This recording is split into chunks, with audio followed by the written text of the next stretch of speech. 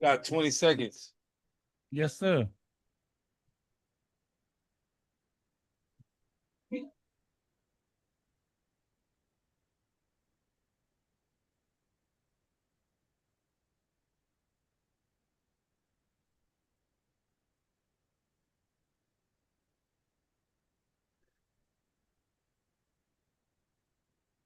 Good evening, good evening. This is Lady Estelle and the Street Soldier Crew, and we are back for another Sunday evening with you. Your host this evening is so glad to see that we are still here. We are still alive and free. Who is your host? Dr. Joseph E. Marshall Jr. Moi, moi. Remember that? Moi. They say moi. Yes. Moi. That's me. Great job. Dr. M. Dr. Joseph Marshall Jr., you. host of Alive and Free Street Soldiers Radio, executive director, Alive and Free Omega Boys Club. Here once again on Sunday to make it good in your neighborhood, keeping you alive and free. That's what we do, playing a little music and saving a lot of lives. All right. Lady E, how are you? You good? You good? You got to unmute. Okay. All right. Yes, I tell you, that mute button is pretty tricky. Sometimes you even touch it and it pops on mute. I'm Well, good, thank you. all right. Had some fun football games today, Oh, yes, yes. Well, we're gonna get to that. We're gonna get to that. I'm sure. We're gonna get to that. We're down to the last few Yeah, seconds. last few seconds. I got one eye on y'all and one eye on the phone to see the score. Okay. Yes. And can the Niners hang on? Can they hang on? What you think? I'm not. What you think? I'm not. I'm not what? I'm not dealing with it. You're not dealing with it. Yeah. Oh, okay. It is what it is. It is what it is. What happens, happens. What happens, happens. Yeah. Que sera, sera. What will be. You got any Sir, nothing. And you good? I'm good. And he's good. You It's been- good? I'm good. Gotcha. Good. We've had a good full Halloween weekend. We had a Halloween Oh school at the school yeah. yesterday. Oh yeah. Oh. And yeah, people are really impressive with their displays. And then so it was candy in the morning, candy in the afternoon, candy at night. Because then we had to go to another Candy in the Halloween morning, party candy in the at the evening, Jumpy candy House. in the- So all the energy. So yeah, the sugar high was up and then down and then up and then down. And yeah, luckily bedtime was about 9:30. We did Yeah. good. Yeah. People cheating on their girlfriend. Yeah, it happens. Oh, okay. Halloween. People cheat on their girlfriend during Halloween. Okay. People cheat on their boyfriend during Halloween. Oh, But Really? we're good people. Where did that come from? That was my question. I thought, how did we get from the You know, sugar high to cheating How on did that get? I mean, from trick or treat to that. Yeah. It happens to the best of us. Okay. Now I ain't gonna ask you. You got a personal story. I'm gonna leave that alone. Who, That's me? just Oh no. no, Okay. personal No. story. It's- I ain't got caught. Yeah, that- I ain't got caught. Okay. Oh, That's just how you not mind. yet. Yeah. Not yet. Lady Estelle. Yeah, we gonna keep you at home. No problem. Okay. Lady Estelle ain't cool. She said, not yet. Well, you know, she, lady. Wow. Well, I mean, when you talk about it like that, that's like giving it out. You know what I'm saying? Yes, ma'am. You can always text us. if you need to. I've seen some Y'all good okay. costumes. Y'all All right. K-pop Demon Hunters is definitely number one right now when it comes to costumes. Oh, wow. Yes, everyone has purple hair right now. The Oh. music is a hit. Oh, So yes, and then Evelyn, she's was it Toothless from How to Train Your Dragon? That's going on. oh, wow. Have you seen any good costumes yet? Anybody? Um, No, it's too early for me. you can't do. I hate the what they do the Freddy Cougar. That's corny. That was That's the cool. best. That's corny. Don't nobody do Freddy Cougar now, Right. do they? I know my grandkids. they do Freddy Jason Voorhees, corny. Michael Myers. Stop. What- Michael what- Myers. Okay, all right. I know. Look. Yeah. What So costume do you like? Not picking any of Let's them. just add what you don't like, what you do like. That's a great question. What costumes do I like? Yeah. Yeah. I don't know. But it ain't Jason Voorhees or Freddy Cougar. I tell you that much. It's a lot of Wednesday. Yeah. Adams. We It's got- a lot of Adams okay, family okay, right okay, now. okay, If hang you're on. going home, I love when people do Adams families. We got Yeah. a show to do. Hang on. Okay, I'm sorry. We got a show to do. sorry. We got a I'm show to sorry. do. What's up? I know half of y'all, a lot of y'all out there got your eye on the game, which is cool. As long as your ears on the radio. You know, we got one. I got my phone. I think my phone is slow. 137.9 is up by 10. What's up, Soul? How you doing? Hey, what's up, family? A little bit of real quick on Halloween. I got, I always got something in the cooking in the Got kitchen your for chest out. Halloween. Let me see your chest. Oh, come on, man. I mean, I don't know how to respond to a question like that, brother. I just got a little tattoo, a little something. You got the titties out. Yeah. Hey, man, now that's way over the top. I'm born in the 70s though, man. You know how we do. Anyway, for the costume, I was thinking about doing Frederick Douglass, right? So I got the wig, I got the little old school bow tie, but then someone said I ended up looking like Cornel West. So I was just gonna do Frederick West Frederick and West. see if people can figure that out. That's one costume, and then the second one I'm gonna save for you because I'm gonna do that on the air. So All right. I know you're gonna come. but you could do the Frederick Douglass, Doc. You Man, I could ain't borrow good. my wig if you want to. Doc, you could do the Frederick Only Douglass. costume I do is black man. I'm a black man. Okay, look, let's get to this news real quick. Let's talk very quickly about the death of D'Angelo. Oh, And that I don't know. I'm Um, repping for D'Angelo. That's why my button down. Okay, Mike. Yeah, D'Angelo passed away. yeah. Oh man. Died at the age of 51 after a bout with pancreatic cancer. Left a legacy of extraordinary moving music. We all know who he is. Oh, D'Angelo. Yeah. Oh man. Yeah, yeah, Man. yeah. That hurt. yeah. It did. It did. That quick D'Angelo song. We'll keep moving because we get brown sugar. Yeah. Untitled. Yeah. People love Yeah. that. Yeah. How does it Yeah. feel? Yeah. Yeah, I'm still hurt. Yeah. Began his career as a songwriter and worked alongside Lauryn Hill and The Roots. His song "Lady" from that album reached the number 10 spot on Billboard's. And the thing I'm gonna remember as much as anything is that cover. that cover. What, the cover? Yeah, the cover when he was like the With chest, naked? the whole. Yeah, I didn't say It's naked. beautiful. It was beautiful yeah, cover. yeah, Just like It was art. him. But It was what I didn't know about him is that he didn't want to be looked at as like a sex symbol. symbol. Yeah. Yeah. He wanted to be known for his music and Yeah. and then, he studied the music and really took his time when he made the albums. And I just really loved learning that about him. So he's beautiful. That was a creative, real soul brother right there. We ain't got that many Real left. soul. you know Real what I'm soul. saying? Real soul brother. He wasn't I love chasing that. just the fame or the money. Yeah, He exactly. had musical integrity, and he was a bridge from James Brown to Prince, Sly Stone. He was a torchbearer, keeping that funk alive and that soul alive. So thank you, brother, for Yeah. your contribution. Nearly 7 million people yesterday participated in the No King Saturday, according to organizers. And the only thing I'll say about that is there was not one incident How many people? anywhere. 7 million.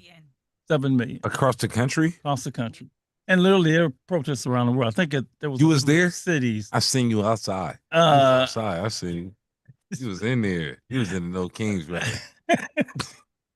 I see you. what is the man? Dr. Marshall. I seen you. And you could have because I was Right. at the something else yesterday, right? Okay, got you. I was at Got the you. all right, but just the No King's March, a beautiful big thing is there was not an incident. It was, It was not a nice rally. and you can You was bet- there? I mean, I was over by the lake, so I seen in Oakland, so I seen people But you going pulled to up. it. I know I don't go to it, but look, it was a nice rally. I'm glad it happened. But it wasn't like it was a full-blown protest. Well, it we was- didn't expect it to be. yeah, so I mean it was cool for what it Right, was, but right, we're right, gonna need to do There a will little be more. Yes. There will be more. Okay, that's all I'm saying. There will be more. There's no doubt about it. The fact that all those people showed up shows that there is a huge interest in doing something about the current administration, who has, by the way, said that, have you heard he's coming to Sunday night? He's not coming to San Francisco. Yeah, he said that today. Not ICE, the National Guard. I mean, National Guard. He's sending National Guard to San Francisco. He's coming to San Francisco. He's sending the National Guard to San Why? Francisco. I don't know. I don't know why the hell he does half the stuff he does. I'm sorry, I didn't say hell. But I don't know. Crime. There's no crime. Look, Bro, you can't explain nothing he does. Hey, so, but anyway, yes. Just Yes, to be Okay, so I think it's good to they can know come. about that. and be National aware. Guard can come sit in the studio with us and learn something. Cool. All right. And I want to say congratulations to the 29th president of the University of San Francisco. Oh, That's what it was yesterday. New president, the first non-Jesuit president in history of the school, first lay president, the first Latino president, wow. Hey. USF alum. Hmm? Big deal. They invited me to say words of greeting on behalf of the nonprofit community. It was a What did very you nice say? day. Wonderful. What did you say? What did I say? It's very interesting. I ended it with a bang though, because people said, "I like what you said." I said, "Sir, I want you to know, we got your back." It was that's just what I said. Because I'm an alum, he's an alum. Okay. President Salvador Aceves, first Latino and non-Jesuit president of USF, and I was back there again today. Good. So that's the news. And the Niners? Did they? They won. Oh my God! They They won. beat the Falcons. They beat the Falcons in that 20-10. I don't believe it. Reporting live. Reporting live. Street from Soldiers Street Radio. 106. Alive. Y'all ain't got no scoop. It ain't like people ain't got the TV on now. Come on. All right. I just had to get a little excited. All right. That's nice. They shady. Cowboys had a good day today, man. Malcolm, they shady. Cowboys ain't got nothing but Cowboys. Cowboys beat the hell out of them. Hey, all I know, Travis Hunter out there looking good. That's my man out there. He caught a touchdown today for Jacksonville. And they Doing got his thing on both sides of the field. I know. I'm just talking about Travis. He's Okay. doing well. Heisman Trophy winner. okay, lady. And Tell lady, let's give her love. Lady E, the The Chiefs. Chiefs won. yeah. There's You 30. had a good day, lady. Nothing. I don't like the Chiefs. Lady E, Yeah. what's messing with you? That was a beatdown. Why you messing with you? I love Lady E. But you don't like Chiefs Chiefs. do not like. Okay. 31 and Okay. held the Raiders to And that's 91 okay. total yards. And That's that's okay. That's okay. It was pretty amazing. I mean, what was it? 28 to nothing? 31 and nothing. 31. Right. Okay. See, I got that one more. Lady E, you got that. My team wins the Super Bowl every year. Cool when you say that. You know what I'm saying? Whereas Mike is like, his is like, yeah, we can't get there in his voice. So there's levels. That's why you so relaxed right now. You know? That's okay. Yeah, but the Cowboys, how about them? It don't mean nothing. I know, but I thought about you with the Cowboys. This is because I know you were disappointed. They're always good in the All regular right, season. we gotta get to the show. Let's stop. Probably when you talk about sports, you can't. Hello to my guest, Shannon Williamson. Rico, you want to get a quick shout out for your team in before we go to the topic, or can we just go straight to the topic? Oh my God. You My got- team, we already talked about my team. It's horrible. Oh. Okay, that's Who's the that? Raiders. I can tell that. Okay. Raiders? Yes. Yeah. Yeah. I'm sorry. Yeah. Hey, Shannon, you want to get one in? Yeah, I'm a Raiders fan through and through. Oh, The Raiders do what the Raiders do. Yeah. Or don't. Yeah. Okay. Right.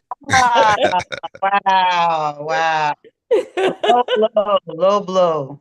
But true. Okay. We're here really to talk about tonight something very, very serious. It is Domestic Violence Awareness Month. Domestic Violence Awareness Month. We have done shows on domestic violence before. It is a very, very difficult topic to do, and that's why we have our resident therapists with us, our people who can give us some guidance on this whole thing. Rika White, LCSW, DeShannon Williamson, first time on the show, LCSW. Thank you, and grab him late in the week. Rika, thanks for coming back again. So let's just jump into it. And as always, we want to give a chance for the callers to participate as we move into this very serious thing. 877-955-1061. It is 877-955-1061. You can jump on the lines now, or anything you hear that provokes your interest. Yeah. Please do so. So we've done this topic before, but I always begin at the beginning, okay, which is about letting people know how serious it is. And I'll just read the statistics again. I know people know this. Until you hear the stats, I don't think you really get how bad it is. So did you know? And it starts with this. Every 9 seconds in the United States, a woman is assaulted or beaten. 9 seconds. That just passed as I'm talking, right? 1 in 3 women and 1 in 4 men have been physically abused by an intimate partner. On a typical day, domestic violence hotlines nationwide receive approximately 20,800 calls. This is tough here. 15.5 million people. 15.5 million children witness domestic violence every year. In fact, if I was talking to somebody, she says she wants to call in to talk about the impact of domestic violence on children. So every 15 seconds. Every 15 seconds. It was every what did I say? Every 9 seconds. Every 9 seconds, a woman is assaulted. Okay, 1 in 3 men. There's 3 of us here, right? One of us. 1 in 3. I'm sorry. 1 in 3. 1 in 3 women and 1 in 4 men have been physically abused by an intimate partner. It's not you be in a room full of women or room full of guys, and you don't think 1 out of 4 y'all, you have been physically abused. Not with your mind up, but physically abused by an intimate partner. Domestic violence accounts for 15% of all violent crime. That's a lot of crime. That's a lot of crime. 15%. And maybe the most difficult one, only about half of intimate partner violence, physical violence is reported to law enforcement. 1/2. Okay. They don't report. They don't report. 50%. 50%. To the experts here, does that sound pretty much right from what you know and what you heard? Wow. You're in the business of working in this area.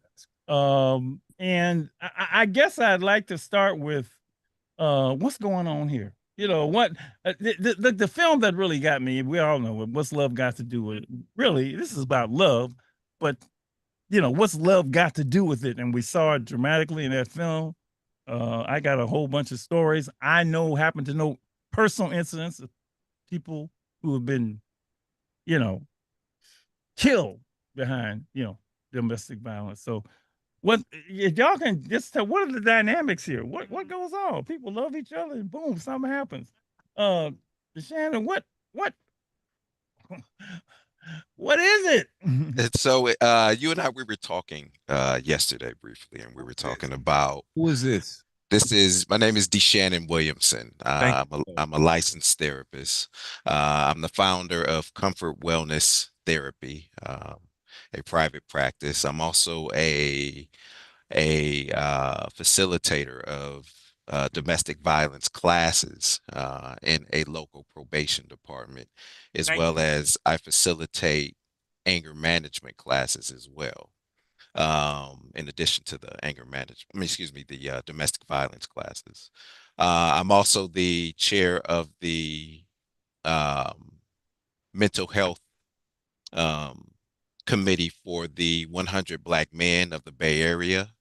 I'm also the chair of the mental health committee for the Oakland chapter of Omega Psi Phi Fraternity. Yeah. Root to the good ones.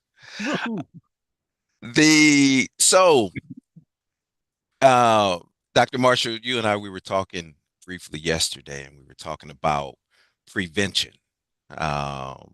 Even before that, and we can get into that. We got time, but I just want to know, what are the dynamics to go in here? Because clearly you got people that love each other, right? And so what the hell goes wrong? What is going on here? Well, thank you for slowing me down on that, because when you think about it, everyone is going through something. Another statistic is 1 out of 4 people has a diagnosable mental health disorder, whether they know it or not. And on top of that, you have we all are going through something, whether we are grieving, whether We have some things going on in our life. There's always something going on. So remembering to when we're interacting with individuals, when we're interacting with our loved ones, remembering that emotional intelligence is very important. And we'll get into that. We'll dive deeper into what that looks like shortly. Got a call? Okay, we'll take the call. As soon as the calls come in, we'll do it and we'll let you respond to that. Go right ahead. You're on Street Soldiers. We're talking about domestic violence. What you got? What's your thoughts? You go right ahead. Hi, it's Rain here. Rain. One of the things that I personally wanted to talk about for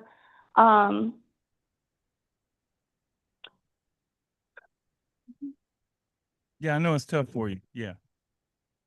Yeah. One of the things that I've personally dealt with in my life is witnessing domestic violence as a child. And I think what some of the people in these situations really need to hear is that it really does affect your children, and it really does affect their mentality as they're growing up. For a long time, it was really hard for me as a person to understand what a healthy relationship was, understand what a boundary was. Wow. And I think that it was very damaging to see my mother slowly turning into this meek person, and eventually she ended up on drugs, and she's still with this man to this day. And it's honestly like sad to see individuals go through things like this. And I feel like it doesn't just affect the person who's going through the abuse itself, it also affects the people who see the abuse. Of course, the children. I still have anxiety to this day around people who yell, or if I see someone on the streets who's like yelling or getting in a fight with another person, I have to go the other way because my anxiety just it breaches, you know. Rain, I mean, we know you. And I'll go as far as you let us say, how bad did it get? I mean, I know some people hear it. Did you actually see it in front of you? There was a time where I witnessed my mother trying to physically end her life because of how much she was suffering in this relationship. I saw him beat her pretty severely, and I remember him bringing a gun a few times, threatening to kill her. Wow. It was honestly a very damaging experience that I personally don't think that I've fully even processed all the way. Yeah. Yeah. Well, you're a child. Were there other children in the family, or was it just, I'm just wondering. There was my older brother and my younger sister at the time. She was only maybe 3 years old, between like 3 and 5 years old, and she didn't really understand what was going on. Yeah. There was times where my brother would get into it with him as well. Yeah. But it was very confusing to see. There's this cycle, this pattern that happens with abuse, where at first it's peachy keen, it's all nice and fine, but then tension just grows and grows and grows and grows and grows until there's an outburst. And it was confusing seeing that as a child, because there were days where I would see them being loving and kind and nice to each other, but then it would explode into like a mess. Any Rika and Shannon. Yeah, first of all, and there's two things here. There's what she witnessed and the impact it had on her. So maybe we can do, and Lady E, you jump in too. Go ahead. Go right ahead. Yeah, I was going to say, Rain, first of all, thank you for bringing this forward. Thank you for even recognizing what you've been going through as it pertains to what you witnessed as a child. And I'm sorry that you had to go through that. And understanding that you, like you said, sometimes you can get triggered when you witness certain things and it can affect you.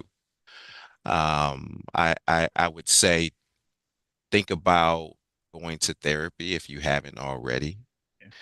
We all are responsible for one of two things, either continuing generational trauma or stopping.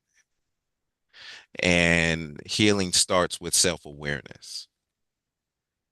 Once you're aware that you're affected by this and that you get triggered and your sympathetic nervous system is affected by certain things, then it's time to get some help for it.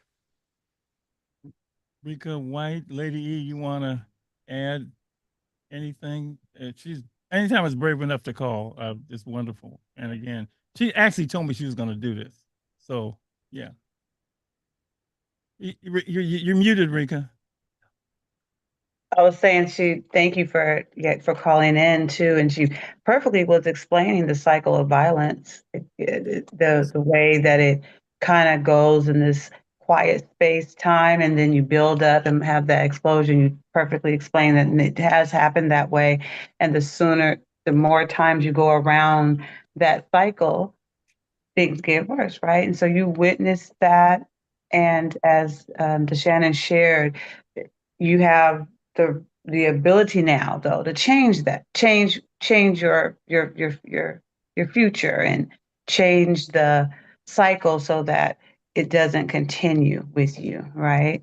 And I don't know if you answered the question. If you did, if you are getting support, great. If you haven't gotten it yet, seek it out, and hopefully you will definitely heal from it. The first thing is being able to identify it, as DeShannon already said. And we commend you for that and coming on and talking to us.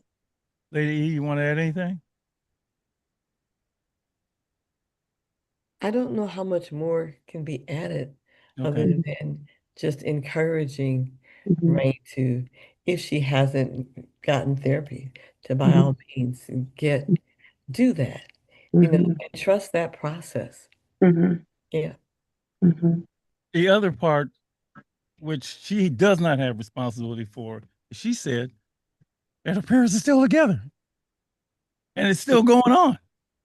What is this dynamic, right? What is going on there? What does love have to do with that?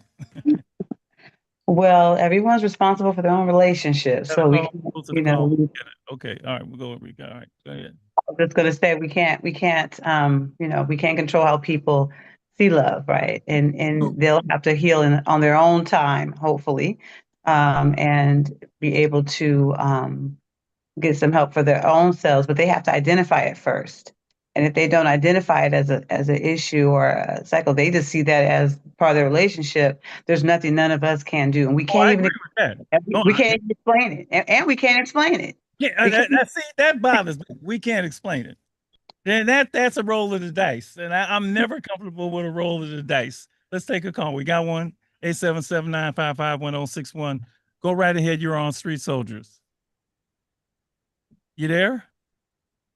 Hello? I hear something. I don't hear something. Maybe. You there? Yeah. No? If not, all right, well, call us back. 877-955. Are you there? 1061. We're talking about domestic violence. I absolutely agree with Soror. I absolutely agree with Miss Rika. There is, when you're dealing with parents, grown adults who are making their own choices, especially parents, the only thing that a child can do is to walk in the way that is different from where their parent is. So lady, I think everybody misread me.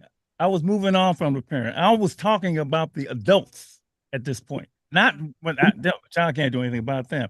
I'm talking about there's something that keeping them together despite abuse. That's what I'm talking about here, right? And but I think we got another call. We got plenty of time to get to it. We got it. Do we have to call another call? Yes.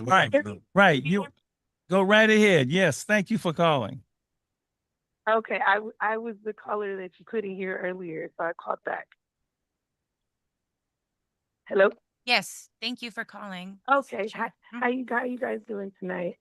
I love that you're speaking on domestic violence. It is something that needs to be spoken about a lot more, in my opinion. Yes. I myself am a survivor of domestic violence, and something kind of touched me that young lady mentioned about children who are exposed to it and the effects that it has long term on them. And it made me feel some type of way because my kids were exposed to domestic violence, and it's something that haunts me every day. I actually kind of like poured my heart out to my daughter recently and just apologized for like the things that she saw, and she did forgive me and was like, you know, it's not your fault. You just were in these situations and couldn't get out of it. And it's true. You know, when you are in these situations, she's an adult now, and so we talk a lot about it, and we talk about red flags, and we talk about boundaries, and you know, I just I think what she witnessed was kind of like an eye opener for her. Like, okay, I'm not gonna go get into a situation like that because I've already like seen what path that can lead you down. I was very lucky, and if I get emotional, I apologize. I got out of a really, really awful relationship in the nick of time. A year later, after 2 years after I escaped my abuser, he killed his girlfriend. Wow. And that could have been me. And it was my mother's cry that made me get away. She basically told me that hold on one sec, sorry, somebody walked in my room. She told me that if I did not get out of that relationship, that she was scared that the sheriffs were going to come to her house and tell her that I was not alive anymore. And I got away, and I hid for safety. I was in this program because he was stalking me. He did not care that I had a restraining order. He violated it left and right. And I finally went under the radar with this program called Safe at Home. And it kept me safe. And then I learned that he unalived his girlfriend. And so there was not even a body that was found. I guess that's how much evidence he left behind. This poor woman. And he straight up confessed to someone like they're never going to find her. So he obviously, I believe that he burned her because they found gas cans in his car and all kind of craziness. And so he's currently facing life without parole because of his priors. And I share a baby with this monster. So it's kind of awful. I mean, the baby was the only thing good that came out of that relationship. But yeah, I just wanted to come on here and urge anyone who is in a domestic violence relationship to get out of it as fast as you can. I know it may seem like there's no way out, but there is. And if you reach out to people, you can get help. And it's not going to get better. You know, it starts with the verbal abuse, and then, you know, it graduates on to physical. And once it hits that, it's a wrap. It just gets worse. It does not get better. And it's a vicious cycle. And that woman that said if your kids are exposed, like there are long-term effects. I went through therapy. I'm still in therapy because the first year that I was in therapy we didn't even like dig down into like my childhood trauma. I lost my dad at a really young age, and so I didn't really have like a positive role model to like guide me, on choosing the right man. So that's another thing. It's like very important for men to be in their children's lives to teach them right from wrong, what to choose, what not to choose, But I lost my father because he overdosed on heroin, and it was unfortunate. I was 5 years old, and so I'm kind of like going off track. But anyways, I just felt it necessary to call and speak my opinion and speak my truth, and hopefully, it can help. Just if it helps just one person, like that makes me happy. But there is hope, and if you're in that situation, you can get out of it. I've been living domestic violence free for 4 years, and wow, it's very peaceful. Yes. It's very peaceful, and there's not a day that goes by, though, real talk, that I don't think about that woman that lost her life. Because I'm gonna leave the words of love, because you're gonna hear a lot of love to Shannon, Enrica, and Lady E, to give you some I don't even want to call it feedback, some love. So jump right in, the three of you, and do so. Yeah. Well, first, Well, you got to do so. and I'll say, I'm sorry, I was just in a moment with that. She shared a very intimate and very vulnerable. Thank you so much for coming on and being vulnerable. Your story probably is, although it is original and just to you, so many women and men have been victims of similar. And your sharing of being able to apologize to your daughter, that's major, because that acknowledges at least what she witnessed was not what you have wanted, and you protected her as best you could, I'm sure. But we commend you, and happy 4th year of being a survivor of domestic violence. That is awesome. Much care to you. Thank you. Yes, I agree. Congratulations on 4 years free from that level of hurt and pain. And then I applaud you and lift you up for continuing the work that you're doing so that you can continue to be free indeed from all the past. Because, the only thing, I just have to say this, that makes the past real is what we do with it. Because when we get strong enough, comfortable enough to put that book in the trash and keep moving forward. Never open it again. That's right. Don't even worry about where it went. Did it burn up? It's just over. And then see yourself for who and where you are now. Yes. Now. And what type of sorry, go ahead. I was going to ask you, well, first of all, I want to say sorry that you went through that, and congratulations on your 4 years. One of the questions that I have is in regards to ending the generational trauma.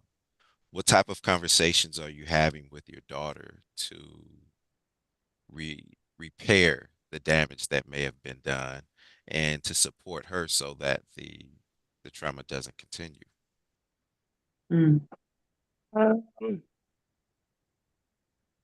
I try to tell her to learn from my mistakes. So if she sees something, like put your radars up, like if you're feeling a type of way, that there's reason for that. Listen to your intuition.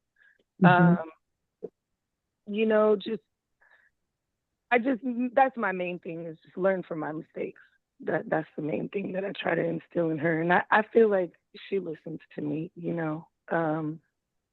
and thankfully she hasn't been in any domestic violence situations that I know of. So that's awesome, because at her age I was already in the thick of it with partners that I was with, and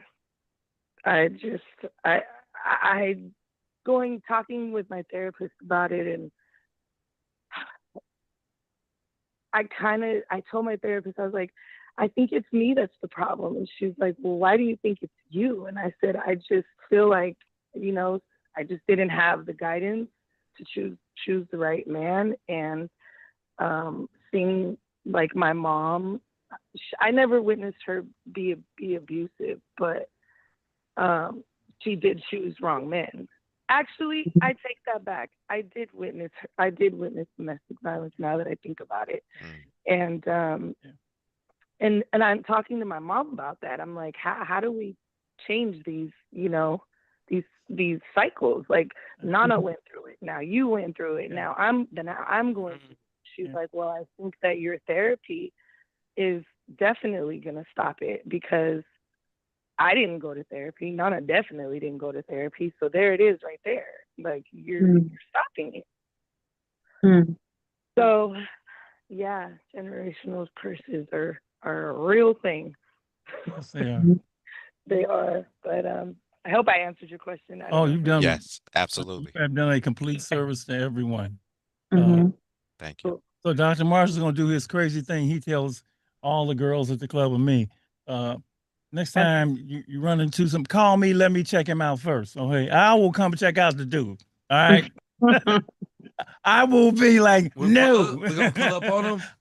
We can pull up on him. I done pulled people out of situations. I definitely want to let you know, baby, there's somebody who is gonna go to bat for you. Okay? Sometimes they focus on people who they believe don't have anybody. Exactly. Right. Absolutely. Got one more. We got one more. Yeah, you're on Street Soul. Go right ahead. Absolutely.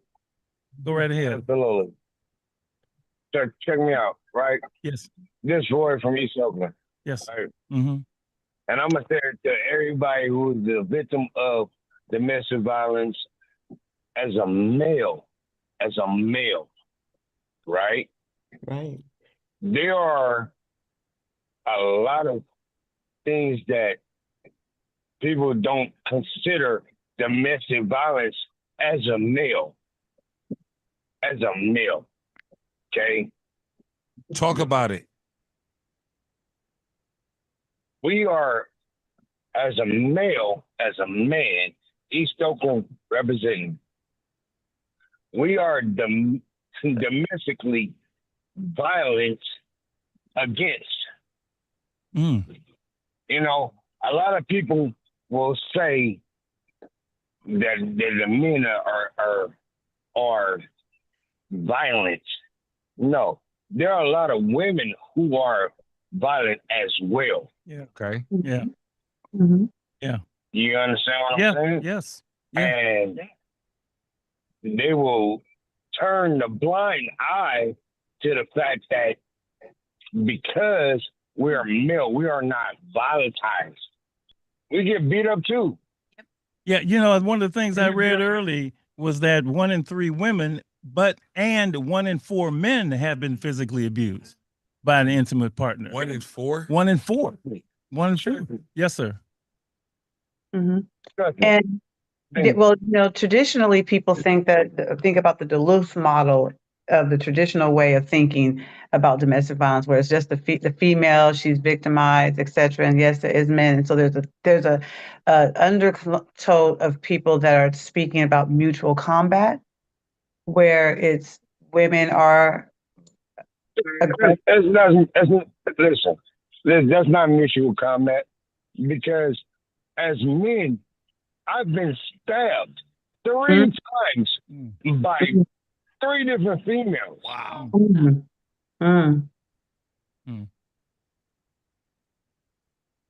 I'm muted. I'm muting him, but you could talk, Miss Ricky. Rika. No, but not what he's gonna say. Three different. Well, I was referring to I was just addressing the fact that there's the traditional, the story on the TV where the woman is being abused and the man is aggressor and all of that, and that there is there are women just as violent, and there's also the mutual combat that happens in situations where both are abusive towards each other, verbally, physically, and all the things all in between.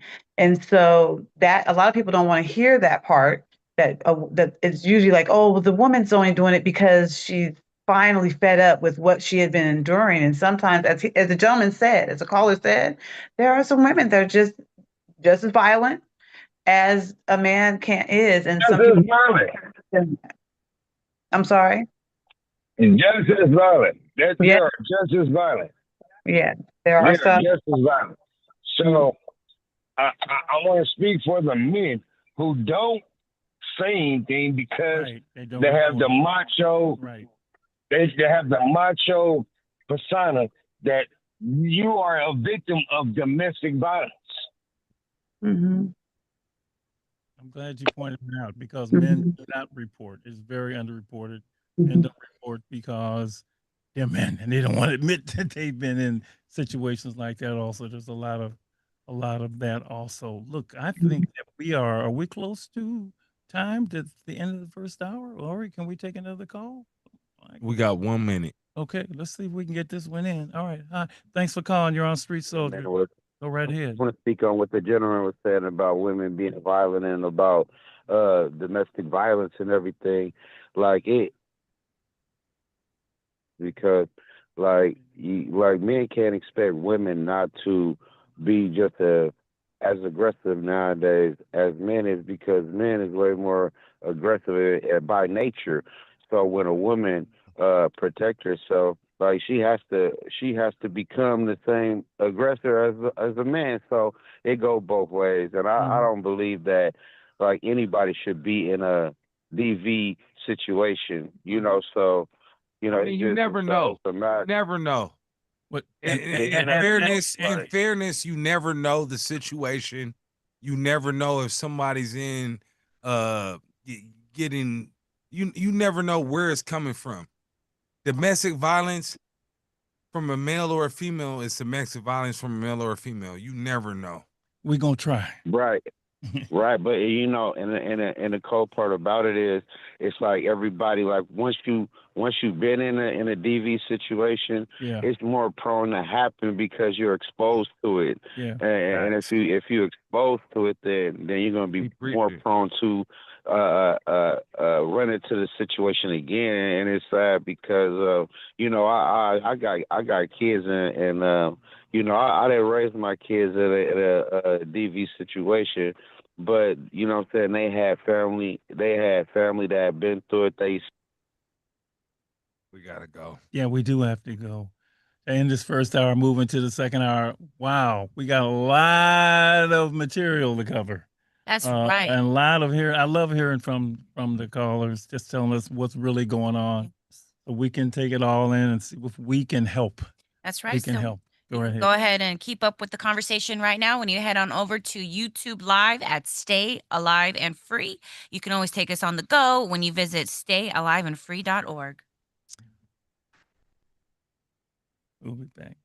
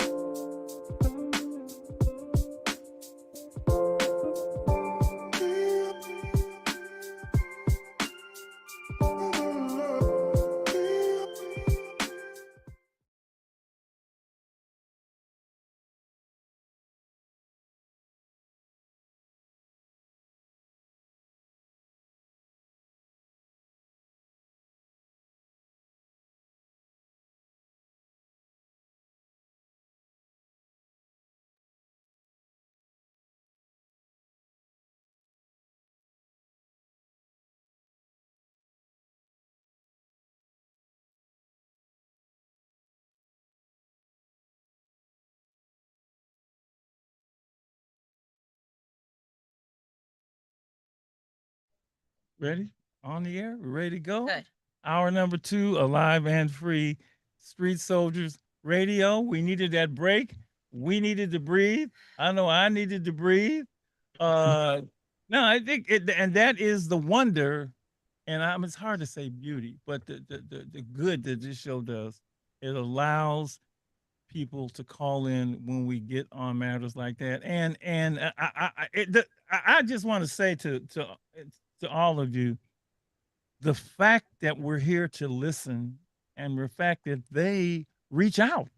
I mean, it's live radio, right? Everybody in the world, is going to hear their story, but it shows the need that's out there for this kind of contact and communication, and for people to talk about what they've been through and what they're going through. So let me just turn it over to you. What do you think about that first hour? Let's just start there. I mean, we got a lot of material here to work with, a lot of just your thoughts. Because Shannon, well, it was good to have. Well, I want to say you're in practice, so you probably hear the stuff all the time, but not, the world doesn't hear it all the time. Right. Well, I thought it was awesome that we had even 2 women, 2 men call in. That was big to have. Not only, what people typically, when we say domestic violence, they typically only think of mostly think of women. Right. Yeah. Right.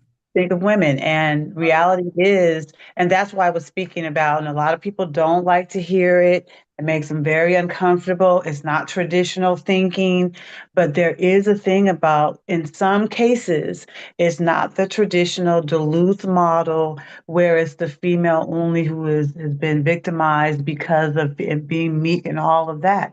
Sometimes, and I say this because I worked in the hospital, emergency room trauma center, and I've seen a number of cases. I won't say what hospital, I'll just say it was a very important hospital in the Oakland area that managed a lot of domestic violence cases. And I've witnessed men and women both having to be brought in from a situation, both equally injured, both equally saying that they were, in this argumentative situation. It's not always that traditional. I think people have a hard time with that. I've had a case I watched for years, and it ended up with one of them passing away. So I've seen a lot, and to say that it is, we need to deal with the anger and the issues in the community and teaching people how to address and express their emotions and how to manage them better and things of that nature. And that starts at a young age. That's where we need to, that prevention piece that we need to do, so that they can grow up and learning how to express themselves without resorting to violence or and all the other things that go with that. Shannon, your thoughts? Yeah, and a lot of it starts with communication. Communication. If from a clinical perspective, there are 4 styles of communication. There's passive communication, there's passive aggressive communication, there's aggressive communication, and then there's assertive communication. And assertive communication is talking to someone with respect, letting a person know what your needs are and what the challenges are, talking to them directly before it gets to the aggressive communication. Because once it gets there, then in many cases, you wind up in some of these situations. Yeah. I got to ask a tough question, but that's what I'm supposed to do. This is all supposed to be love. When does the love turn? Or where did the love go? And in the words of a rapper. And there's a thin line between love and hate. I've heard that. Is that line that thin? I mean, all of these situations start with this wonderful word. I love you. Right? Yeah, but a lot of times the domestic violence started at that space. A lot of people don't describe it or define it or identify it yet, right? That stuff around, he loves me or she loves me, but she don't let me go over my friend's house. He don't let me talk to so and so. Oh, but he loved me a lot. That's why he do that. Then it's like it looks like love because it's those those subtle things that happen first, right? Those very subtle little, and some people have mistaken those things as expression of love, and really they're starting to be that power, that control piece. There's a cycle, we talk about the power and control wheel. We can't show it right here, but it talks about the different areas in which people start using ways to control and become abusive, but in different ways. And initially it looks like love and we interpret it as love, and then it ends up turning into something else as the cycle of violence goes on. So I don't know. As well as even thinking about anger itself. Mm-hmm. When a conflict happens, it gets to the point of anger and high emotions. Anger is actually a good emotion if used correctly. Mm-hmm. But as men, we easily go to the word anger versus what's underneath this anger. I'm hurt. Mm-hmm. I'm disappointed. Mm-hmm. I'm sad. I'm frustrated. When we go directly to anger without that understanding, then in many cases we get to that point. Mm-hmm. But it goes back to teaching early how to identify what are the different words of emotions and what are those emotions and what do they look like, so that it's not just going straight to anger. Everything seems like everybody goes straight to anger, like you said, right? But that's because that feeling wheel that we talk about, people don't know what those feelings, don't even understand, like, what's the difference between anger and that. So teaching young, early, soon as we can possibly teach people that all the different emotions, and then how to express them in a healthy way, and increase their, and as well as increasing that communication, we'd probably be in a better place in this It's area. interesting. You said some people. It's not just some people. It's a lot of people. I mean, domestic violence is rampant. This is not something, and I've said this, and because I'm really, I want to keep people alive and free, right? I don't want violence to happen to people. Alive and free. Murder may go down, okay? The number of shootings in the city may go down. We know the crime rate go down. This stuff don't go down.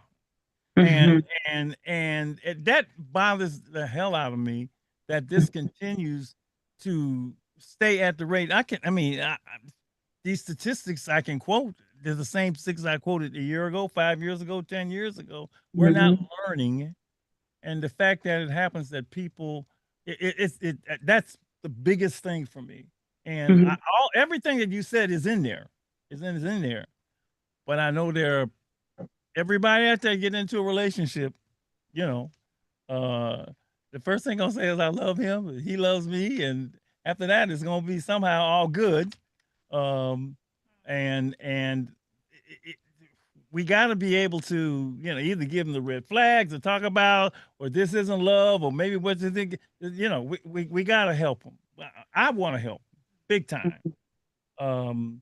So that's what to me, when I heard all of she's been through, I don't want you as a medical doctor, let me take it from a medical standpoint. I don't want somebody going through cancer. I don't want somebody going through diabetes. I don't want somebody anything. We are really into prevention in that arena. Can we get there somehow with this? I think we can, which is what I was sharing, speaking from. It has to start young. Yeah. It has to start. And when I say young, you watch the little kids on the playground, have some aggressive behaviors. We have to start young in teaching how to properly express whatever feeling, the feeling, the frustration, the all the different things. And I thought about something else, because it's also talk about domestic violence is normally in the intimate relationship. And so when we see these young people dating when they're like 12, 13, and you see them, I got his jacket on, and he want to make sure we got to nip it there. Because it starts with those kind of little those are little behaviors that started early in the dating part, as they call it, at 30, whatever age. And they really have real arguments about. Let me throw it. Did you see Love and Basketball? Yes. Remember when they did their first little kiss, their first little thing? You gonna go with me? I'm gonna go with you. You won't be my girlfriend or boyfriend. The minute after that started, he had a whole. I mean, this is what I'm supposed to do as a boyfriend. This is what you're supposed to do as a girlfriend. And he pushed her. I remember that. He pushed her. This girl had been his friend since they were both like they grew up together. When he became her girlfriend, he pushed her first. And they did this little quick kiss. And then, well, my brother told me this is what a boyfriend told you. You're absolutely right. I mean, it started right then and there. Their relationship changed the minute that was introduced. So I think you said something. You're saying something. And we don't think we have to get it and see it as the adults and use that as an education time.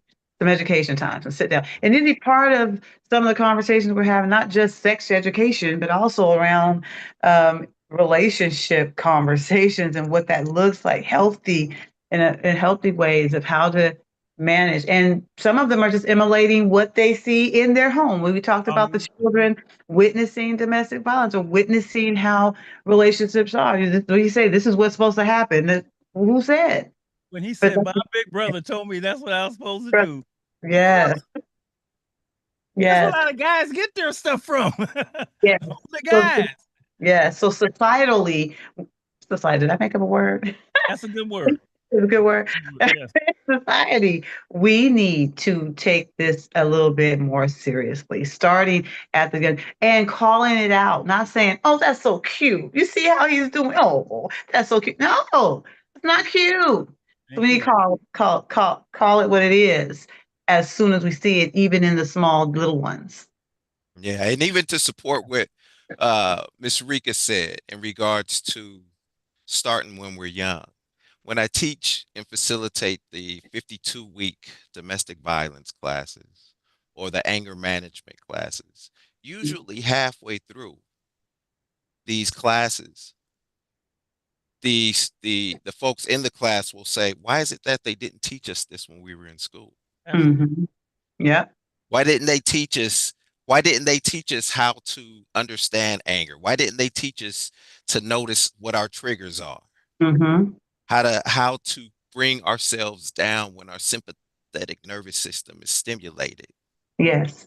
Coping skills, responding versus reacting. What a healthy relationship looks like. Yeah. We might start there. Well, many people didn't witness it in the first place, so it's hard. But yes, how do we describe? Give them some idea. Right? If you don't have an idea, you're gonna make it up as you go along. Yeah. Yes. Right. Lady E or Nani. Either that or copy somebody else. Yeah. And who knows who they're copying. Right. And what kinds of behaviors they've seen there. Yes. So, yeah, I absolutely agree with starting early or as soon as you can get started. Yeah. For me, it's I go back to that question, what's love got to do with it? Right. If love has anything to do with it at all. You said a word right there. Drop the mic right there. Say that one more time. If love has anything to do with it at all. At all. It may not be about love. And then if the word is used, then what does that word mean for you? What's supposed to happen now? Yeah. Yeah, I and think it may have a different definition. You've seen that word love used for power, seen that word used for control. That word covers the waterfront for a lot of folks, right? And it's fused a lot of times in people's minds. We know, we can clearly see, that ain't love. But that person is like, I mean, it's like What is that? What does that? That's a powerful word. Is the question Mm-hmm. been asked? Is anybody really thinking about that or asking people to think about that? Look Mm-hmm. at that. Examine that. Mm-hmm. And what do you find?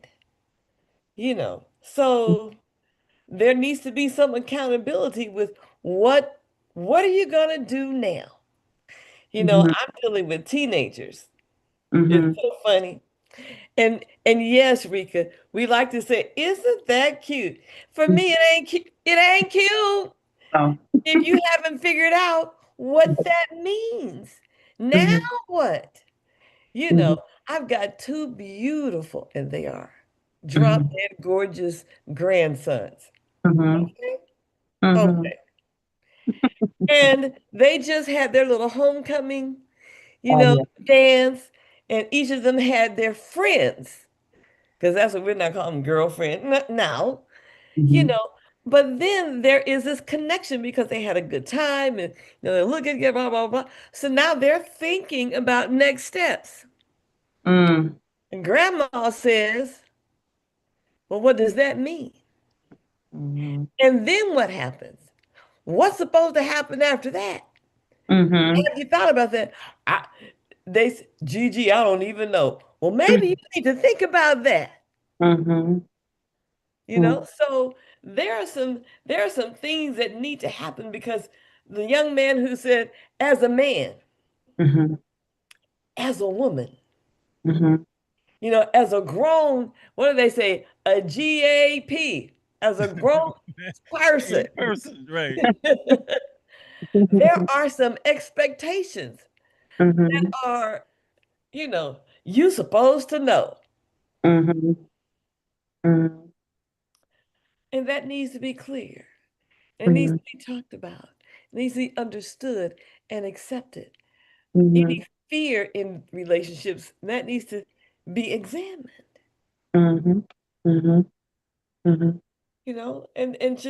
and then that ability to be independent and what's going to help create and maintain that.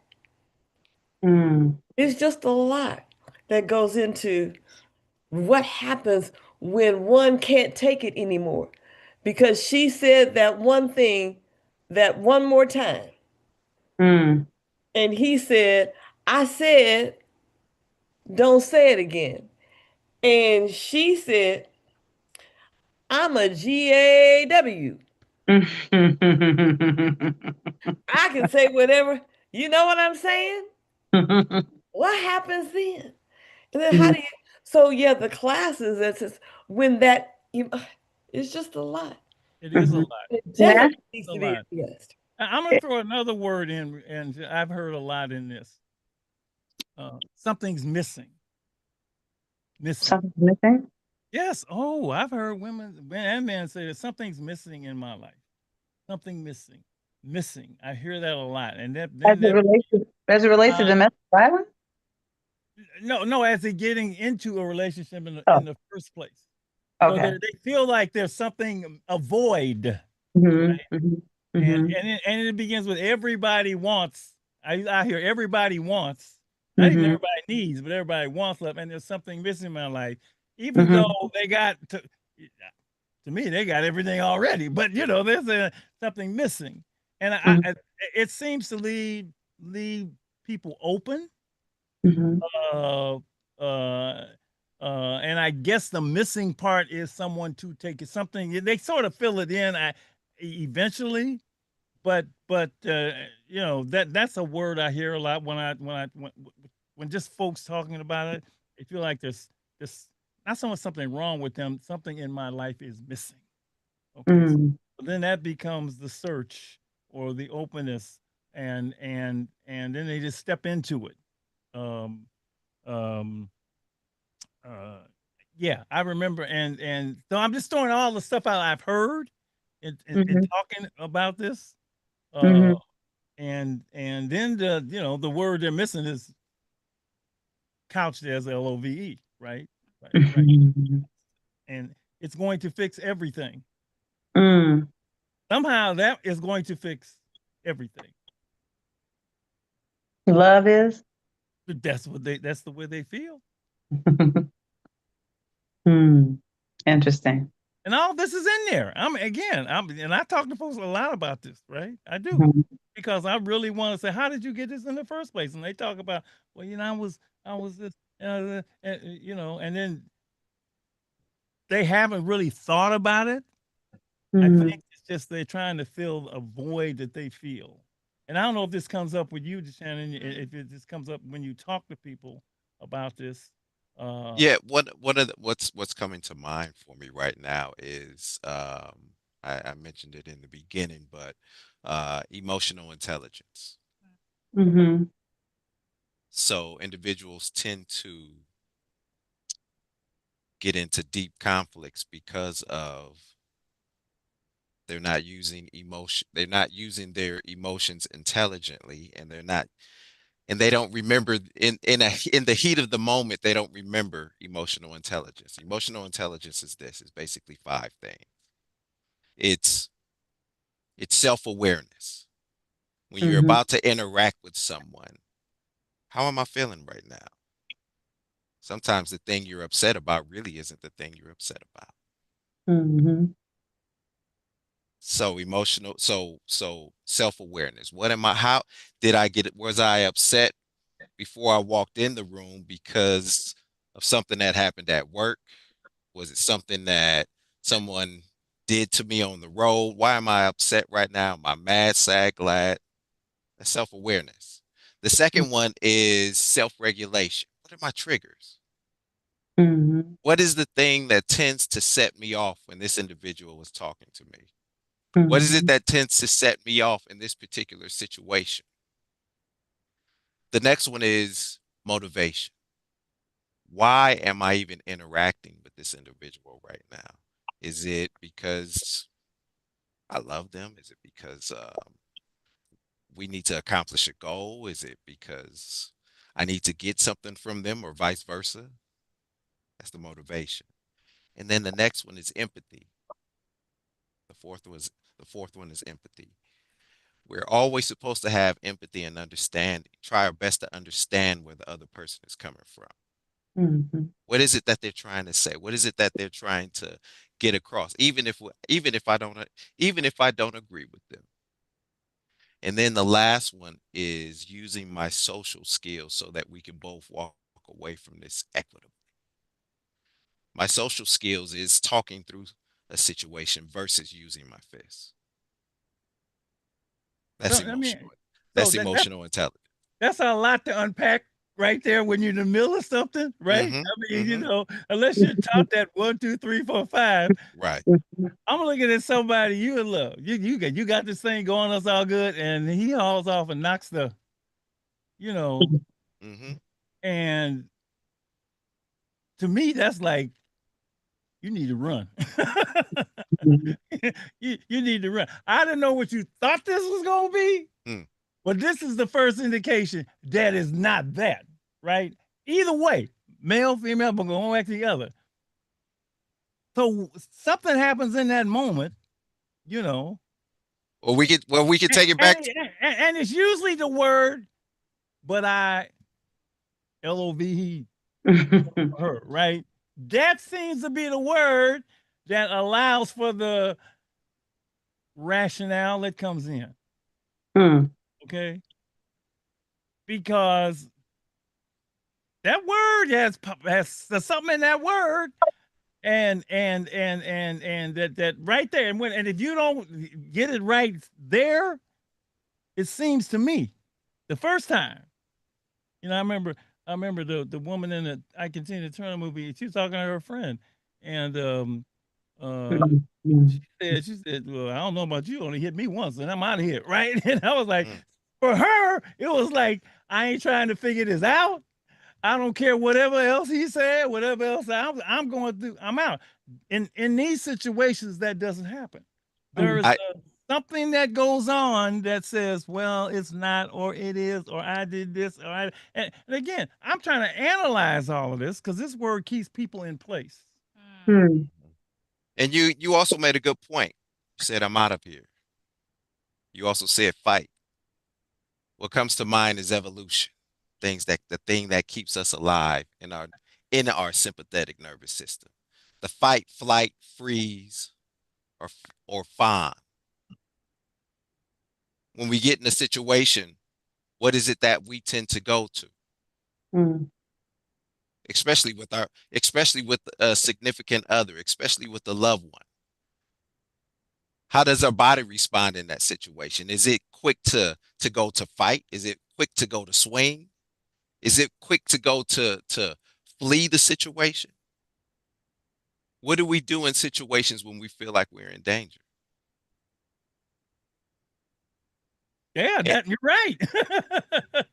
When you're in danger, see, you said a key word because that's a word we've introduced. Danger, lady. I see you chomping at the bit here. Leave. No, I don't do that. Fight, flight, freeze, or fawn. Right. Flight. Flight. It's like, no. I'm not gonna see if you're gonna do things differently. Right. Because see, what we see even before they get to that place are indications. Yes. And the indications that we see are justified, excused, overlooked, or just hoped away. And all of a sudden, that we see, that we thought we saw it, we knew it was there. All of a sudden, it's come full bloom. It's like that scene in Golden Child with Eddie Murphy. I don't know if you've seen that. If you haven't seen it, it's a great movie.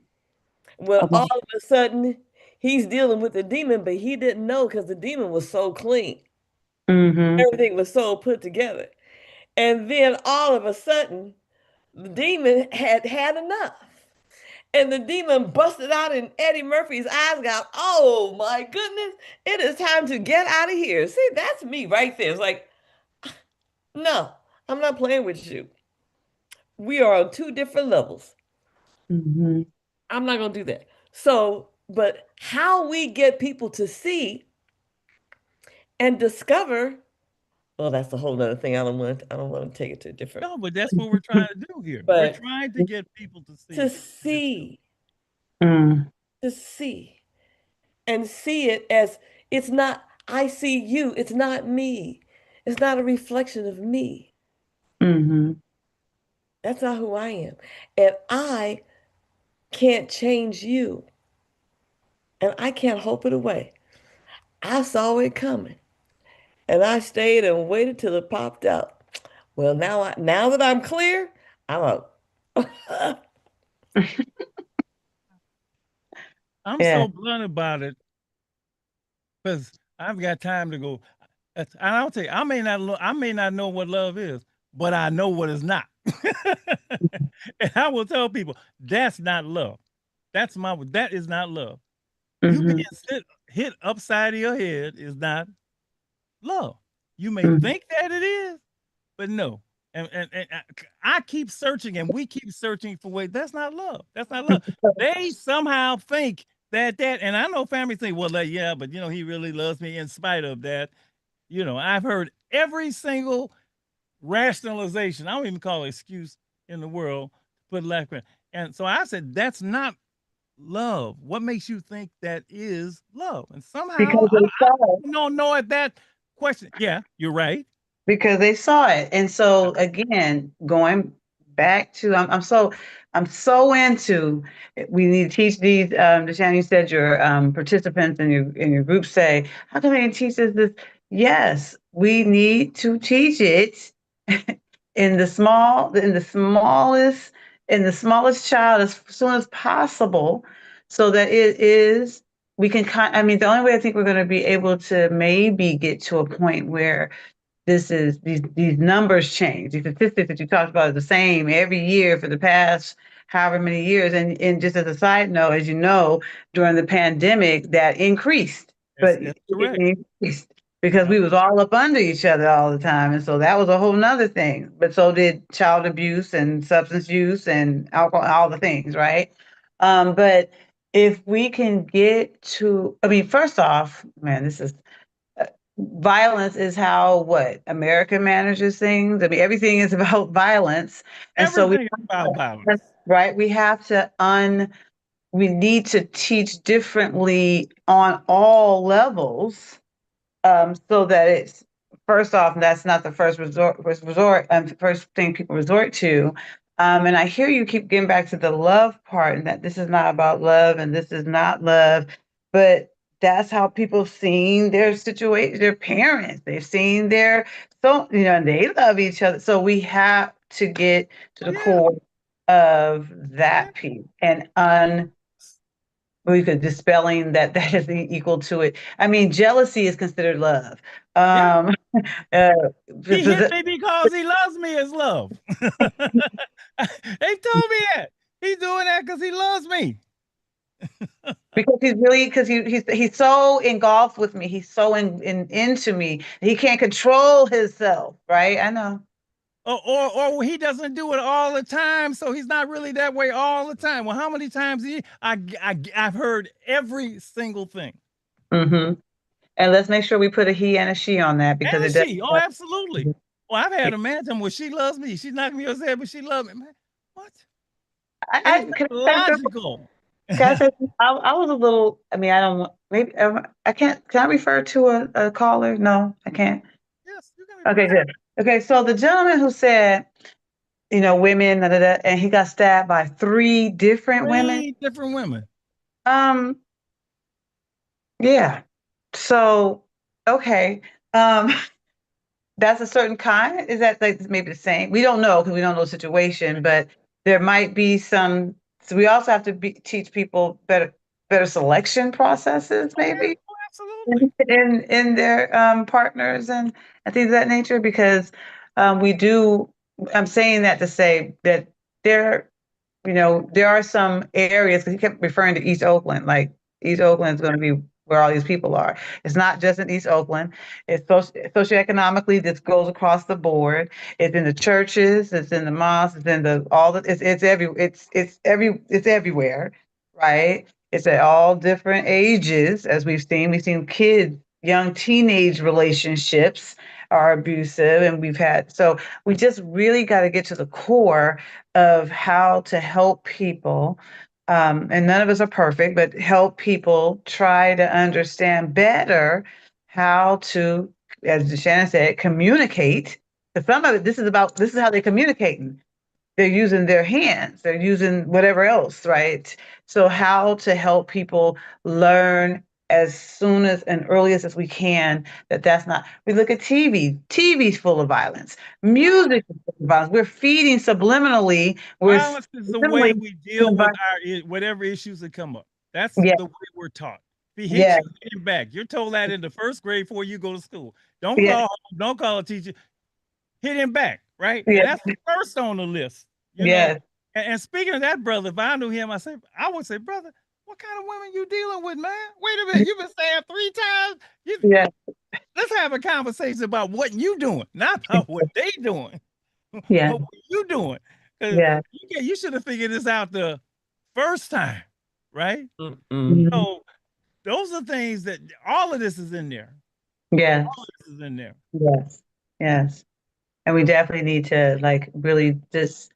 We need to, let me say, I don't know, this whole thing around and violence. We keep talking about the physical part, but there's also the emotional violence that gets done that is just as damaging. Actually, it's more damaging. The emotional abuse that people have also endured, to where that can be just as detrimental, right? As a matter of fact, probably more detrimental to people. So we have to just all the way around the physical, mental, emotional, all the abuses, sexual abuses too, as well. Those happen as well in the domestic violence scenario. So, and financial abuse and everything else. So we just got to get it.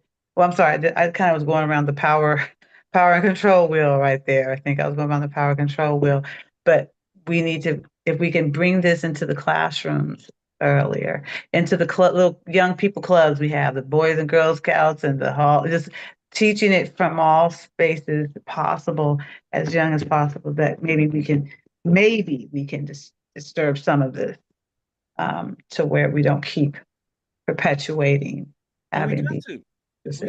We have to, because there's just too many. Look, everybody know I watched that crazy show, right? I watched that show. What Fatal crazy? Attraction, right? They ain't running out of material, okay? They are not running out of material, and it makes me angry. It makes me angry. TV1, Fatal Attraction, and it's a sister show for my man. They're not running out of material. That's my thing. That's why I did what you did. This brother one time, he was in this situation. And he was getting ready. He's like, man, she pushed my buttons. I said, brother, what do you mean push it? What buttons you got? I mean, let's talk about your buttons. And then I hit him with something. He didn't have to, do you just beat on people? You beat on women? I mean, is this something that you normally are? I mean, are you just a wife beater or a woman beater? And he said, no, but I said, well, this is just my advice, right? Because I'm trying to keep people alive and free. That's my job, right? If that's not the way you really are, then that's probably not a good relationship for you. Because it's pulling somebody that you say is not. If you're a happy-go-lucky guy and that's not what you do, something in there is pulling something out that's not you, right? And you got to figure out who you are. Ain't got to do with her. You know, you got to figure out who you are, and just leave. I'd rather have you do that than do something that's gonna cost your life, your freedom, her freedom, the kid's life, and all of that. So, and he said, yeah, man, I ain't really like that, man. I don't know how I got in this in the first place. So I find all kind of ways to keep people. Because there's three dangerous words to me: love, family, and friend. I think I got a handle on the friend part. I think I got a handle on the family part. The love is the hardest for me. The love is the hardest for me because people. How well do we know the movie Kimber Smith? We know Kimber. The first time this boy tried to strangle her, she was like, we all saw. Look, we screaming at the theater. In the theater, get the away from that. And she was like, well, he cried and he apologized. And like, that stuff is still in there. Stuff is in there. So DeShannon had his hand up and he's been taking notes. His brother's been listening from his heart. And as one of our guests and one of our experts, that's what I like to call both of you, DeShannon and Miss Rika. Yeah. So I know you've been waiting, DeShannon. Just be ready. Yeah. So thank you for that. He's saying that just to get me to be quiet, DeShannon. I know how that's how I go. So teaching the domestic violence classes, whether supporting the men or supporting the women, we have to be extra careful not to victim blame or judge, because what that does is it makes individuals, male and female, feel uncomfortable or afraid to say anything about it or to speak up. And it's very easy for us with privilege to say, just leave. But sometimes people just don't have anywhere to go. Then if there's children involved, sometimes people will fawn, about fight, flight, freeze, or fawn. Fawning is when you allow someone to overstep their boundaries. It's people pleasing. Right. And you see a lot of that in domestic violence situations where individuals will find they will take it and they will continue to take it because of the children or because they might not have anywhere to go or because of the judgment. I really commend the two men who called in as well as the two women, but men usually don't speak up in that way. Right. Unless it's a situation where they know that something bad might happen to them if they push back on it, because sometimes they'll get kicked out the house and won't have the children, or vice versa. The women will get kicked out the house and won't have access to the children. So it's easy for us to say leave, but we also have to circle back to when we're in that situation, who can we talk to? Where can we go? Marginalization means not having access to resources. Many individuals if they don't know, then they get stuck in the situation. Where can they go? Who can they call? Who can they talk to? And reality is that a lot of places are. Thank you for bringing that up and reminding us not to victim blame. That is, thank you for pulling us back in on that. And also with the just leaving kind of thing, working with survivors and people who have tried to leave. A lot of times it's not easy to leave because we keep talking about just go to the domestic violence shelter, and there's not that many domestic violence shelter beds. And there aren't many at all for men. Matter of fact, I don't think there are any for men specifically. There might be a few that we just don't know about. They're not just something on the list. So a lot of times, I have had people, women and men, that I've sat with in the emergency room who are trying to leave, but I call the domestic violence shelter and maybe there's no beds available because the shelter beds are only 20 beds or 15 or 10. There's not that many in our in the county, right? Right, and it depends on what county you're in, but most of the times it's not very many. So that's a real issue. The resources of how to help people leave isn't necessarily all that available, or accessible. Some of them have a situation. Let's say you are someone who have kids, and you have a young man, a son who's over the age of 12. Well, he can't go to the shelter because he's too old. They say that he's too old to come to the shelter. So then what do mommy do? Mommy just stays. Or because she can't just sleep in her, maybe she's gonna sleep in her car, but let's say she just can't go. So it's not as easy to leave as we would like it to seem. And then if you've been dealing with this for a while and and your mom have been telling you to leave and your dad been telling you to leave, and then you finally leave, but then you go back because there's a statistic that also talks about it takes about 7 times or so before you actually leave, before a person who is a victim of domestic violence actually leaves the relationship, if they're able to leave safely. Sometimes they've tried a few times. We might not have seen it, but they've tried a few times and just haven't been successful. It takes a while. So I appreciate, again, Shannon, pulling our coattail on that piece, because yes, you're right. We have to be cautious, not to victim blame, not to judge, and give a space.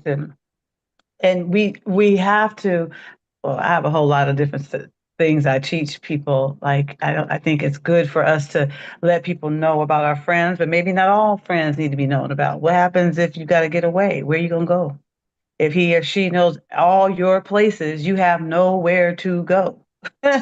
So you might have to have some spaces that people don't know about, so that you have someone to go. If that's the case, if you're in a situation that abuse is part of the relationship, and there's a whole lot around all of that. This is a very interesting, like I said, all the more to do prevention in the first place. Right? Yeah, all the that's and yes, just because of everything you said, just so every recall we've said, the fact that you're treating people because of that, and again, from a medical perspective, you're on the emergency room table. Yeah, you got a long recovery, right? Yeah. You're right. Okay, and you got to go through all of that, to do prevention, so that I know I'm a violence prevention person. Put me out of business. I want to be out of business. I don't want to be, I don't want that. I want to be out of business. Okay. So this is probably the deepest dive we've ever done into all aspects of this. There was the last time that the last time we did this show, the therapist who was on, Sabrina Robertson, she couldn't be here tonight. I think she's a wonderful therapist. But she put some things down as prevention strategies. So I'm just going to read some of the things that we ended up with. One was slow down, don't rush the relationship. She put that down, and just to get into people's heads, slow down, slow down, slow down, slow down. Do not rush the relationship. Wait them out, she said. People eventually show you who they are. People will show. Now, whether you recognize it is another thing, or if you want them to be something, and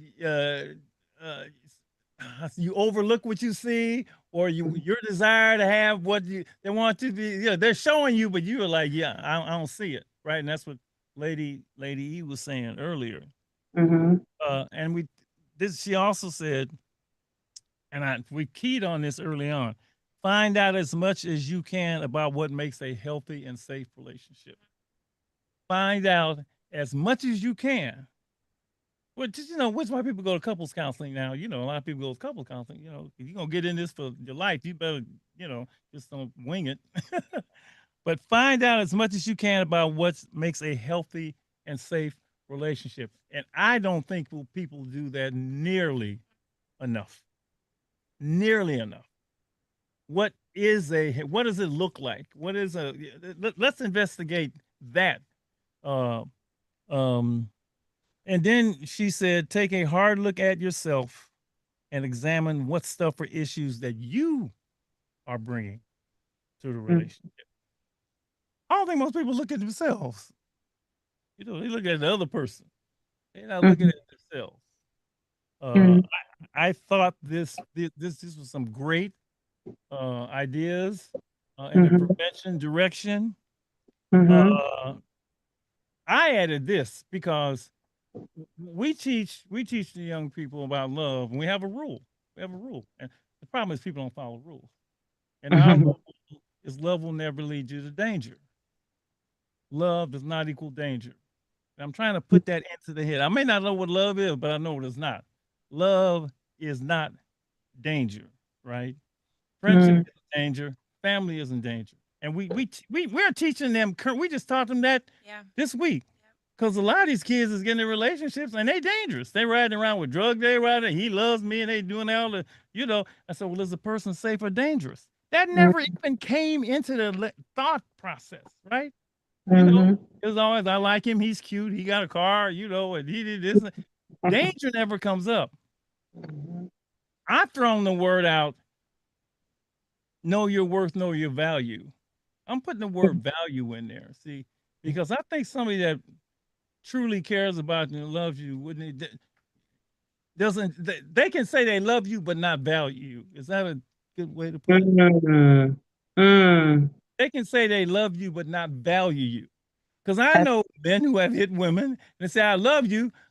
Do you value her? You know what you just did? Imagine how much value do you have for her? And that he'd never this is the mother of your kids. What value do you hold for her? She was stuck on the love part, but I love her. Bam. No, but do you value her, bro? Do you value him? I now don't take it to, and use it another way, because people will use every word in the other way. Well, she didn't cook my dinner. She don't value me. No, brother, I ain't talking about that. Okay. No, man, people will use whatever they can to get what they want, right? I've introduced that word into my conversations. How much do you value yourself? These are just things that I think we can have when we have conversations. And I love the third one, find out as much as you can about what makes a health and safe and safe, healthy and safe relationship. Because I'm sure those words will come up. How much do you value you? How much do you value your partner? And looking at you, what do you think about those? That's what we came up with so we ended our last show with. What do you think about those? I want to know more around. So, who are we going to say where are we going to refer to get that information? The healthy relationship, like where is this coming? Where are we going to get it from? Because that's not a clear. There is no direct line to that. Yes. Where is that? Who's teaching that one? Going back to maybe this curriculum. So I know Shannon was referring to the 52-week group that he does for men and women. I've done those in the past as well. But do you normally get that after you already had an incident of domestic violence and you get court ordered to go and you got to go to these classes? Perhaps a version of this kind of thing. Some parts of it is not just talking about domestic violence. Some of it's talking about healthy communication, healthy relationships. There's different topics that we have to do, and these topics are not just things that are pulled out the sky. They're actually identified in the penal code of how we have to address these things. And it's really interesting as we wait till somebody has an incident. Now we got 52 weeks of this to teach you. We need to take pieces of that potentially, make it a smaller curriculum that is taught younger, so that we can, because some of that is talked about in the 52-week curriculum that will be mandated by the law to do. Pull out some of those pieces, talking about how to manage anger, not trying to communicate when you're at the high part of your anger. We talk about anger thermometers and trying not to be above a 4 before you start talking to somebody about something really, really. But we need to, in order to find as much about a healthy relationship as we can have, we got to first identify where we're going to get this information at. And so now they pull so much out of schools. Where would we pull it? Where would we fit it? Where would it go? Where is it? After school program? Is it that's why I said, I was thinking, and all kids don't go to after school programs. All kids aren't part of Boy Scouts and Girl Scouts anymore. They're not part of. So where are we gonna get it? Where can we? We may have to do it ourselves. Hey, Alive and Free, I see you. No, I'm serious, because we're violence prevention. We have an Alive and Free prescription that we created, that we swear by. And if you use the prescription, it decreases the chance that violence will show up in your life. If there's something doesn't exist, then and it is a field that you're really, and when I say you, I mean if it doesn't exist, if there is not a place or it isn't a way, it's something for us to think about. Yeah. And come up with talking about engaging with people about what makes a healthy to you, what makes a healthy and safe relationship, as well as remembering to pause. Remember to pause. Remember to respond versus react. Yes. And I see that we're running short on time. One thing that I want to make sure that I put out there for individuals, regardless of what county you're in, well, not regardless, but whether you're in Alameda County, Solano County, or Contra Costa County for sure, they have 211. So if an individual is going through something and they need somewhere to go, they can call 211. 211 can provide you with various resources. That's across counties too. All across counties. Yeah. Let's go as well. 211 for sure. And I would say also to add to that, as far as a resource, we need to teach people how to develop their safe plans. Like, where can they go? Identifying someone. And I think I said this earlier, but I'm gonna say it again. Not everybody needs to know all your spots, all your places, all your people, all your things. Because if you have to go somewhere, sometimes it's not gonna be the domestic violence shelter list that's gonna get you a place. And you're gonna have a place that you can go to on your own, setting, in your own community, your own network, whatnot.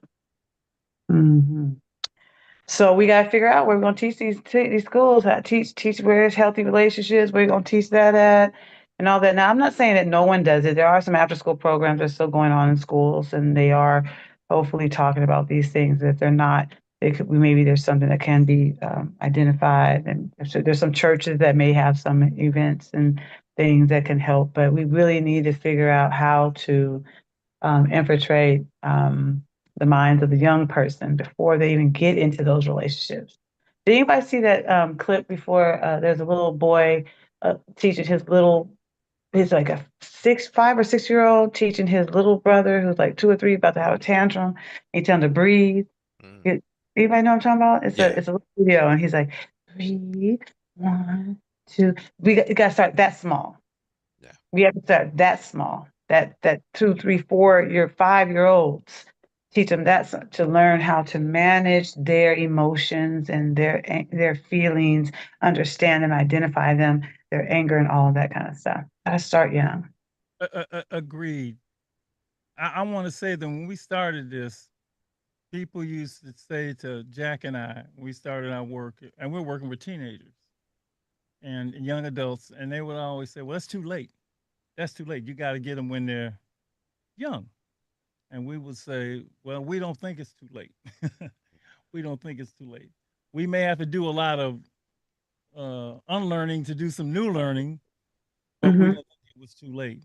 And so completely agree, get them as early as possible, but never too late. Not but talk to all your friends, talk to all the adults. I mean, this stuff is going on right now, okay? You and I know what's going on in the church, it's going on, it is, right? And unless there is somebody saying something different, not just don't do it, but the kind of questions that we raise here, that kind of thinking won't enter into their head. It doesn't, right? Because all we've done tonight is really make people think. You got a chance when you make people think. And so I say everybody. Everybody's got to hear the kind of stuff. That's just the things we talk about, because it's how can I say, we can't be hopeless and helpless against this. And I don't believe we are. I just believe we got to jump in with the desire to save people, to desire to do something about domestic violence and share the information that we have. How can I say? What do we always tell the kids? We're not responsible for the outcome, but we are responsible for the input. And a lot of people need some input just to have a chance at the outcome. Last words, everybody. This has been amazing. Go ahead, Lady E. You usually have the last words. This has just been more than I'm going to give my last word to Shannon. Oh, you were okay. Thank you. I thought you was about to give me something. I appreciate that. Remembering that being in a chaotic, harmful, hurtful situation can be very isolating. It can create fear. It can create the freezing. It can, like Miss Rika said, sometimes individuals go 7, 10, 20 times of having that experience. But at some point, we have to remember the children. We have to remember our own health and safety, and seek some help. It's easy to say just leave, but it's hard to do it. And remember and try your best to find someone safe to have a conversation with. That's safe. Thank you. And then parents, I'm going to ask that you pay attention to yourself and how you interact with your children, because they are going to emulate you. And not just what they see, but what they think is happening, what they think they see, and how they translate it. And sometimes that could be pretty detrimental and begin creating the very thing that you don't want to see from your child. Just read that. You had something. Oh, no, you all did an awesome job wrapping that up. I think that this is just a topic we could never talk about it too much because it's that pertinent. We said every 9 seconds. We've been in this conversation for an hour, 2 hours or so, and that means a lot of cases have happened. A lot of situations have happened since we've even started this conversation. Yeah. So we hope that if nothing else, this conversation, and not just the conversation, we don't want it to be about talk. We want to be action oriented, right? And so whatever ways we can support someone, educate someone, etc., then we need to continue having places and spaces like this for people to feel safe to share, and then us connecting, if nothing else, supporting them and finding an escape of peace. Yeah. Thank you. We will do this again. You believe me? Yeah. We will do this again because it needs to be done. Be done. Yeah. Thank Yes. both of you. Thank you. One Delta and one Q. Well, Delta, 2 Qs. And we do. We look out for folks. Okay, y'all. Good night. Okay. Thank you so much. All right. Good night. Next time, everyone.